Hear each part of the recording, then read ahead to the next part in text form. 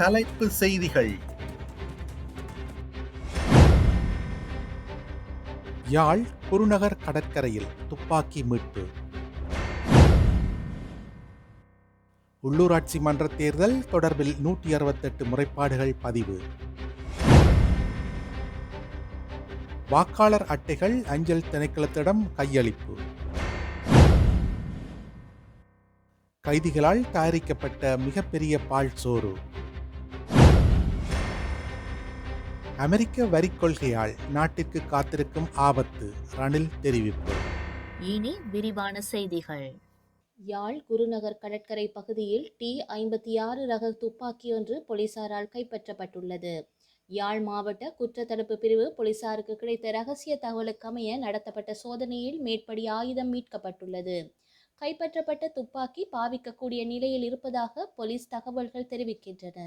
சம்பவம் தொடர்பாக விசாரணைகளை ஆரம்பித்துள்ள யாழ்ப்பாண போலீசார் அடுத்த கட்ட நடவடிக்கைகளுக்காக கைப்பற்றப்பட்ட துப்பாக்கியை யாழ்ப்பாணம் நீதவான் நீதிமன்றத்தில் ஒப்படைக்க நடவடிக்கை எடுத்துள்ளனர்.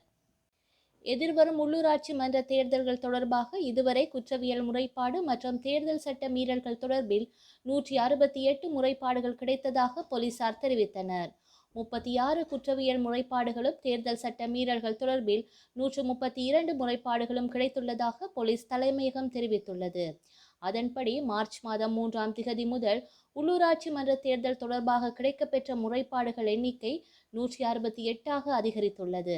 குறித்த முறைப்பாடுகள் தொடர்பில் 79 பேர் கைது செய்யப்பட்டுள்ளதாக தெரிவிக்கப்பட்டுள்ளது. கைது செய்யப்பட்டவர்களில் இம்முறை உள்ளூராட்சி மன்ற தேர்தலில் போட்டியிடும் 18 வேட்பாளர்கள் உள்ளடங்குவதாக போலீஸ் ஊடக பிரிவு தெரிவித்துள்ளது. முறைப்பாட்டு சம்பவங்களுடன் தொடர்புடைய 14 வாகனங்களையும் போலீசார் பொறுப்பேற்றுள்ளனர். எதிர்வரும் உள்ளூராட்சி சபை தேர்தலுக்கான உத்தியோகபூர்வ வாக்காளர் அட்டைகள் புதன்கிழமை அந்தந்த மாவட்டங்களின் அஞ்சல் திணைக்களங்களிடம் ஒப்படைக்கப்பட்டுள்ளதாக அஞ்சல் மா அதிபர் ருவான் சத்குமார தெரிவித்துள்ளார். அதன்படி வீடுகளுக்கு சென்று வாக்காளர் அட்டைகளை விநியோகிக்கும் பணிகள் இன்று முதல் ஆரம்பிக்கப்படும் எனவும் குறித்த பணிகள் எதிர்வரும் 29ஆம் திகதி வரை முன்னெடுக்கப்படும் எனவும் தேர்தல்கள் ஆணைக்குழுவின் தலைவர் RMAL ரத்நாயக்க தெரிவித்துள்ளார். கிளிநொச்சி மாவட்டத்தில் 3 பிரதேச சபைகளுக்குமான வாக்காளர் அட்டைகள் அஞ்சல் திணைக்களத்திடம் புதன்கிழமை கையளிக்கப்பட்டது. மாவட்ட தேர்தல் திணைக்களத்தில் வைத்து மாவட்ட உதவி தேர்தல் ஆணையாளர் சிவராஜா மாவட்ட பிரதான அஞ்சல் அலுவலக உத்தியோகத்தரிடம் கையளித்தார். உள்ளூராட்சி சபை தேர்தலில் கிளிநொச்சி மாவட்டத்தில் 1,02,387 பேர் வாக்களிக்க தகுதி பெற்றுள்ளமை குறிப்பிடத்தக்கது. தமிழ் சிங்கள புத்தாண்டை முன்னிட்டு வெலிக்கடை சிறைச்சாலையில் உள்ள கைதிகள் இலங்கையின் மிகப்பெரிய பால் சோற்றை தயாரித்துள்ளனர். சிறைச்சாலை சமையலறையில் பணிபுரியும் 50 கைதிகளின் உதவியுடன் பால் சோறு தயாரிக்கப்பட்டுள்ளது. 400 கிலோகிராம் பச்சை அரிசி மற்றும் 705 தேங்காய், 60 கிலோ வெங்காயம், 12 கிலோ காய்ந்த மிளகாய், 7 கிலோ பச்சை மிளகாய், 10 கிலோ தக்காளி மற்றும் தேசிக்காய், 30 கிலோ திரவ உப்பு ஆகியவற்றை பயன்படுத்தி பாற்சோறு தயாரிக்கப்பட்டுள்ளது. வெளிக்கடையில் உள்ள கிட்டத்தட்ட 3300 ஆண் மற்றும் பெண் கைதிகள் இந்த உணவை பகிர்ந்து கொண்டுள்ளனர். ஒவ்வொருவருக்கும் 225 கிராம் பால் சோறு வழங்கப்பட்டது. நாட்டின் அனைத்து சிறைச்சாலைகளிலும் உள்ள சுமார் 30,000 கைதிகளுக்கு பால் சோறு தயாரிக்கப்பட்டுள்ளது. இது சிறைகளுக்கு பின்னால் ஒற்றுமை மற்றும் பாரம்பரியத்தின் அரிய தருணத்தை குறிக்கின்றது என சிறைச்சாலை ஊடக பேச்சாளர் ஆணையாளர் காமினி பி திசாநாயக தெரிவித்துள்ளார். பால் சோறு தயாரிப்பதை தவிர நாடு முழுவதிலும் உள்ள சிறைச்சாலைகளில் புத்தாண்டு சடங்குகள் கடைபிடிக்கப்பட்டன. மேலும் கைதிகளுக்கு எண்ணெய் தேய்க்கும் நிகழ்வும் இடம்பெற்றது என அவர் தெரிவித்துள்ளார். அமெரிக்காவின் புதிய வரி கொள்கையால் இந்த நாட்டில் 1,00,000க்கும் மேற்பட்டோர் தொழில் வாய்ப்புகளை இழக்கும் அபாயம் இருப்பதாக முன்னாள் ஜனாதிபதி ரணில் விக்ரமசிங்க தெரிவித்துள்ளார். விசேட அறிக்கையொன்றை வெளியிட்ட ரணில் விக்ரமசிங்க இதை அவசர நிலையாக கருத வேண்டும் என்றும் தெரிவித்துள்ளார். புதிய அமெரிக்க வரி கொள்கை தொடர்பாக அரசாங்கம் எடுத்து வரும் நடவடிக்கைகள் குறித்து நாட்டு மக்களுக்கு தெரிவிக்க வேண்டும் என்றும் அவர் குறிப்பிட்டுள்ளார்.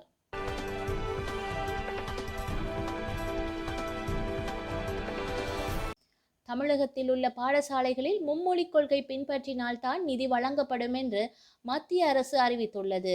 இது தமிழகத்தில் பெரும் அதிர்வலைகளை ஏற்படுத்தியுள்ளது. இதனைத் தொடர்ந்து தமிழகத்தில் இருமொழிக் கொள்கையை பின்பற்ற வேண்டும் என முதலமைச்சர் மு.க. ஸ்டாலின் அறிவித்துள்ளார். அதனைத் தொடர்ந்து திருவண்ணாமலை, விழுப்புரம் மாவட்டங்களில் கடைகளின் பெயர் மற்றும் அறிவிப்புகள் தமிழிலே இருக்க வேண்டும் என உத்தரவிடப்பட்டுள்ளது. இந்த நிலையில் தமிழக அரசு சார்பில் வெளியிடப்படும் அரசாணைகள், சுற்றறிக்கைகள் தமிழில் மட்டுமே இருக்க வேண்டும் என்று அரசு உத்தரவிட்டுள்ளது. துறை தலைமை அலுவலகங்களிலிருந்து அரசு பிற அலுவலகங்களுக்கு அனுப்பப்படும் கருத்துரைகள் தமிழிலே இருக்க வேண்டும். பொதுமக்களில் இருந்து தமிழில் வரும் கடிதங்களுக்கு தமிழிலே பதிலளிக்க வேண்டும். அரசு பணியாளர்கள் அனைத்து பதிவுகளிலும் தமிழில் மட்டுமே கையொப்பமிட வேண்டும் என தெரிவிக்கப்பட்டுள்ளது. அமெரிக்கா, சீனா இடையே வர்த்தக போர் வலுத்து வரும் சூழலில் சீனா இறக்குமதிகளுக்கான வரியை அமெரிக்கா 245% உயர்த்தியுள்ளது. அமெரிக்காவுக்கு கனிமங்கள், உலோகம், காந்தம் உள்ளிட்டவற்றின் ஏற்றுமதியை சீனா அதிரடியாக நிறுத்தி பல்வேறு கட்டுப்பாடுகளை விதித்துள்ளது. பாதுகாப்பு, மின்சார வாகனம், எரிசக்தி மற்றும் மின் அணுவியல் துறைகளில் பயன்படுத்தப்படும் 17 கனிமங்களின் தொகுப்பான உலகின் அரிய மண் தாதுக்களில் சுமார் 90% சீனா உற்பத்தி செய்கின்றது. தனது உற்பத்திக்கு அமெரிக்கா சீனாவையே அதிகம் சார்ந்துள்ளது. இதனால் அமெரிக்காவின் ஆயுதங்கள், மின் அணுவியல் வாகன உற்பத்தியாளர்கள், ஏரோஸ்பேஸ் உற்பத்தியாளர்கள், செமிகண்டக்டர் நிறுவனங்கள் மற்றும் பிற நுகர்வோர் பயன்பாட்டுக்கான பொருட்களை தயாரிக்க தேவையான மூலக்கூறுகள் முற்றிலும் தடைப்படும் அபாயம் உருவாகியுள்ளது. மேலும் அமெரிக்க விமான தயாரிப்பு நிறுவனமான போயிங்கிடமிருந்து விமானங்கள் வாங்க தங்கள் நாட்டு விமான நிறுவனங்களுக்கு சீனா தடை விதித்துள்ளது. மேலும் விமானம் தொடர்பான எந்த கருவிகளையும் அமெரிக்காவிடமிருந்து வாங்க வேண்டாம் எனவும் உள்நாட்டு விமான நிறுவனங்களுக்கு சீனா உத்தரவிட்டுள்ளது. இந்நிலையில் சீன இறக்குமதிகளுக்கான வரியை ஏற்கனவே விதித்த 145%-இருந்து 245% உயர்த்தி அறிவித்துள்ளது. இது தொடர்பாக வெள்ளை மாளிகை வெளியிட்டுள்ள அரசு குறிப்பில், சீனாவின் பழிவாங்கும் நடவடிக்கைகளின் விளைவாக அமெரிக்காவிற்கு இறக்குமதி செய்யப்படும் பொருட்களுக்கு இப்போது 245% வரை வரி விதிக்கப்படுகின்றது என்று கூறப்பட்டுள்ளது. சுற்றுலா என்றாலே சட்டென நினைவுக்கு வரும் தீவுகளில் ஒன்று மாலைத்தீவு. பல்வேறு நாடுகளிலிருந்து ஆண்டுதோறும் லட்சக்கணக்கானோர் மாலைத்தீவிற்கு சுற்றுலா வருகின்றனர். முஸ்லிம்கள் பெரும்பான்மையாக வசிக்கும் மாலைத்தீவில் இஸ்ரேல் சுற்றுலா பயணிகளுக்கு தடை விதிக்கப்பட்டுள்ளது. பாலஸ்தீனர்கள் மீது இஸ்ரேல் தொடர்ந்து தாக்குதல் நடத்துவதை கண்டித்து இஸ்ரேலிய கடவுச்சீட்டு வைத்திருப்பவர்கள் மாலைத்தீவுக்குள் நுழைய அந்நாட்டு அரசு தடை விதித்துள்ளது. வங்காளதேசம், பாகிஸ்தானுக்கு அடுத்தபடியாக மாலைத்தீவும் தங்கள் நாட்டுக்குள் இஸ்ரேலிய கடவுச்சீட்டு வைத்திருப்பவர்கள் நுழைய தடை விதித்துள்ளமை குறிப்பிடத்தக்கது. தென் அமெரிக்க நாடுகளின் ஒன்றான இகுவடாரில் டேனியல் என்பவர் மீண்டும் அதிபராக தெரிவு செய்யப்பட்டுள்ளார். இகுவடாரில் அதிபர் ஆட்சி முறையே தற்போது நடைபெற்று வருகிறது. அந்த நாட்டின் அதிபராக டேனியல் நோபா என்பவர் ஆட்சி செய்து வந்தார். அவருடைய பதவிக்காலம் முடிவடைந்ததை தொடர்ந்து அங்கு புதிய அதிபருக்கான தேர்தல் நடைபெற்றது. இதில் ஆளுங்கட்சி சார்பில் டேனியல் நோபா மீண்டும் போட்டியிட்டார். அவரை எதிர்த்து இடதுசாரி கட்சி பெண் வேட்பாளர் ரூயிஸ் கொன்சலஸ் போட்டியிட்டார். வாக்குப்பதிவு விறுவிறுப்பாக நடந்து முடிந்ததை தொடர்ந்து உடனடியாக வாக்கு எண்ணிக்கை ஆரம்பமானது. இதில் டேனியல் நோபா 55.6% வாக்குகளை பெற்று அதிபர் தேர்தலில் வெற்றி பெற்றுள்ளார். அவரை எதிர்த்து போட்டியிட்ட லூயிஸை காட்டிலும் 16,468 வாக்குகள் அதிகம் பெற்று டேனியல் இகுவடார் நாட்டின் அதிபராக மீண்டும் தேர்வாகியுள்ளார். வரலாற்றில் இன்று